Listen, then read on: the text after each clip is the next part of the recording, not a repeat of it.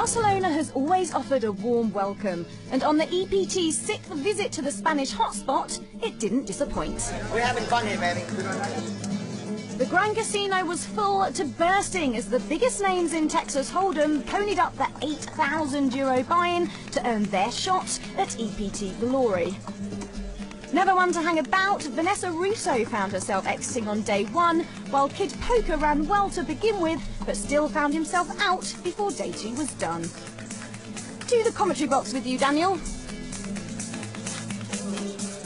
Still, not a bad place to spend a few days.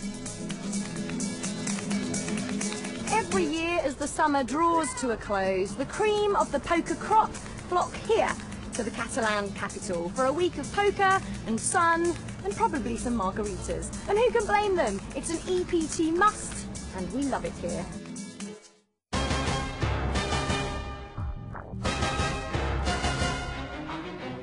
Days ago, 478 players packed into Casino Barcelona, creating a monster prize pool of €3.8 million. The top 72 get paid, but it's the first prize of €850,000 that's got them all hot under the collar. Ladies and gents, the atmosphere is electric. The remaining 23 is stacked with talent, familiar EPT faces, and not one, not two, not three, not four, but 5 former champions. All with one objective in mind, to become the first ever player to win 2 EPT titles. I had so much fun in the first one, so I would really enjoy to win this. And Dortmund, when I came so close last year, it made me realize how much I wanted to win another EPT. The first time I win in Barcelona, it's fantastic. I am so happy to win it because Barcelona, it's a city I love. C'est extraordinaire. C'est magic. It's magic. I was previous winner, so I'm like really excited about it, and I really want to be the first one to win 2 EPTs here. It will really mean a lot for me because I kind of like writing history, and I really want to leave a mark in poker, so I like something really huge. I will make history. It would be really great because I just heard actually that no one has won 2 EPTs yet, so it would be great. I don't know how it will feel to win 2 until I do it, so I'll hopefully tell you in a couple of days. It will be a great honour to do something that creates history and something I want to add to my resume. 5 former champions, 23 players in total. We're ready to go. Commentary comes from Daniel Negreanu and James Hartigan. And away we go in Barcelona. Great to be back here in Spain. Such a familiar location on the EPT. The 6th time we've been here. And we have some familiar faces on our feature table and some new players as well. There's one of the new guys, Tony Oyala, one of 2 Finns at the table, Daniel. He looks down at a pair of deuces in early position and does not like them. There's the other Finn, Jens Kulinen, a former EPT champion. There's another title holder, Elke. Elke with the red hair. I've seen blonde, I've seen blue, I've seen pink. I'm not so sure. I'm a big fan of the red. Carter Phillips, online qualifier. He also folds. So the action is on the Romanian player, Mihai Manole. And he's got 7s. Well, he's got 7s, and he's in much better position than we saw earlier. You know, the player with the deuces, he was in first position now. Manole, in late position, he's got to play this hand and come in with a raise. 32,000 he makes it. Alexander Vasafira will fold the button. Patrick Bueno in the small blind with queens. Well, this could be trouble for Manole. He's raising in late position. Often when players do that, you know, it seems suspect, and players will play back at him. If Manole gets stubborn, he could go broke right here in this hand. He's counting out the biggest denomination chips in play at the moment. The blues are 10,000 each. The yellows are 5,000. The reds are 1,000. When Bueno is in the small blind, and looks like he is going to re-raise here to try to knock out the big blind, put a little pressure on. 2 queens is a strong hand, but any hand you play out of position is more difficult. Well, Julian Newton has given up the big blind, so it's back on the initial raiser. Importantly, the big blind had a 7 deuce. That makes Manole in even worse shape because one of the 7s he might need is gone. Manole going through what he, you know, the range of hands that Bueno could have, thinking, well, this guy might have ace, queen, ace, check. Does he think I'm bluffing? Maybe he's bluffing me back. It'd be smart to fold here, but it's difficult when you're there and you don't get to see the whole cards like we do. Sorry guys, but big hand. He apologises to the table for taking his time. Bueno shows the queens. Well, yeah, it was a very good decision there from Manole. He you know, he took his time, but it was warranted. That's all. Last time. It's a tough decision there with 2 sevens. When you raise in late position, you always have to have more suspect. To show you my Let's take a look at some of the faces on the outer tables. Here we have Michael Greco, the actor and poker player, 22nd in chips right now. And it seems that bad hats are in vogue in Barcelona this season. Mark Goodwin, English pro, and here is our current chip leader in the tournament. It's the Greek player Georgios Kapoulas. He's got about 1.7 million, and sorry for keeping you up, Georgios. Back at our featured table, Kulinen raised it up with the 2 sevens, and Bueno called with ace-jack on the button. So we see a flop which is Queen of ace clubs, high. King of diamonds, ace of diamonds. Well, it's a great flop for Bueno. As you can see, he's got ace with a jack. Kulinen just with 2 sevens, 3 overcards. The question is, will he try to steal the pot with a bet after the flop, or does he give up? Looks like he's putting up the white flag. Bueno with the best hand, but he's also got to be a little bit worried. Turn card, please. It's a dangerous board for just one 6 pair. of hearts. No help for either player. Meanwhile, we lose a player from the outer tables. Adam Markovits goes out in 23rd, cashing for 26,000 euros. Well, Kulinen checks again with the sevens, and this time it looks like Bueno feels comfortable with his pair of aces and is going to bet 37,000. An easy decision for Jens? Absolutely. You know, unless he's really thinking that Bueno is on a complete bluff, he's just got to fold the sevens. There's too much trouble out there. The ace, king, and the queen, of course. You have to put Bueno on a bluff here. And Bueno might bet 2 4s in the spot. You know, he could bet anything. Patrick takes the pot. Jens fold, Patrick takes it down. It looked like the Finnish player was looking to make a move maybe there and change his mind.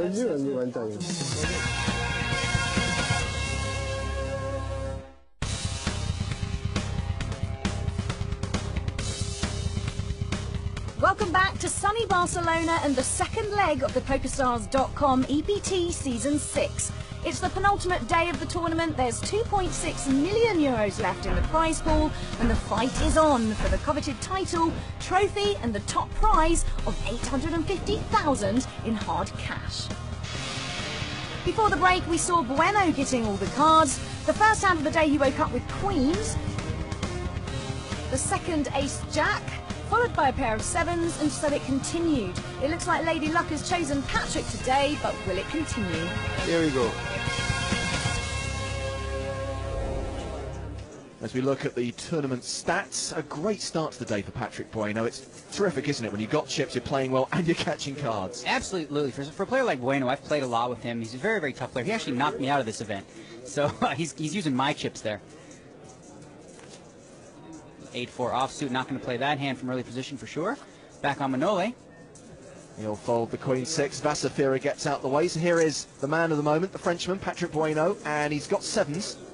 Not nervous, but I doubt it. He says he's a little nervous. I don't buy it. Raises to 33,000.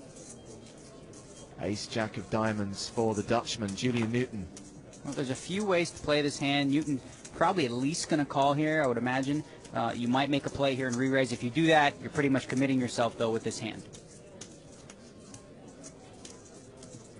He does have position, which is powerful. He might want to just take a flop. Julian makes the call. Over to Tony now. He will call. Another playable hand here. Queen-jack suited for Oila. And he's got the button in front of him. Well, that makes it more that makes it more likely to play hands because you do get to see the flop and all the action ahead of you, so you can make your decision based on what your opponents do, and that's a very powerful tool in Texas Hold'em. Tony makes the call, 33,000. So barring a big raise out of the blinds, we're going to see a multi-way flop.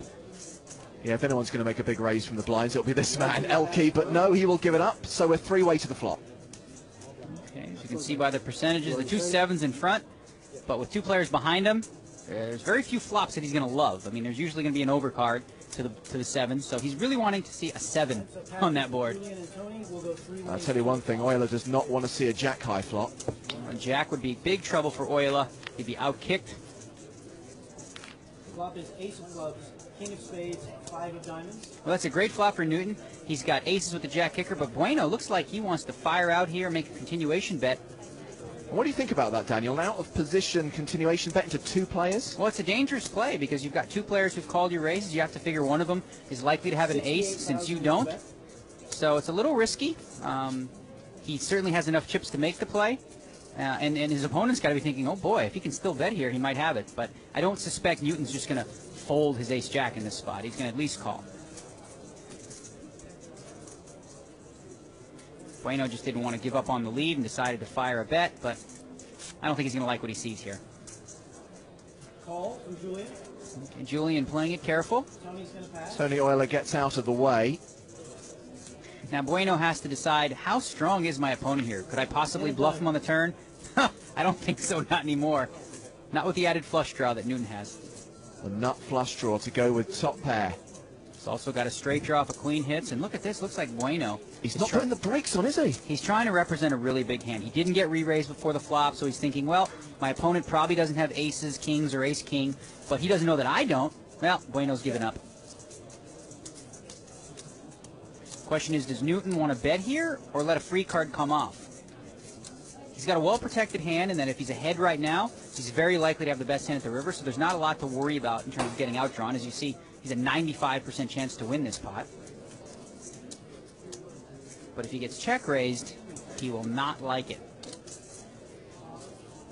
Of course, not knowing that his opponent has sevens. I mean, if I was a fan of Newton's, I would say, yes, check-raise.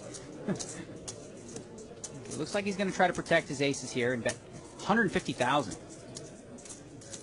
150. Well, Bueno certainly will never call in this situation. You know, the only play he has available to him really is to just fold, which is a safe play, or to make some kind of crazy bluff and go for the raise and try to represent a big hand.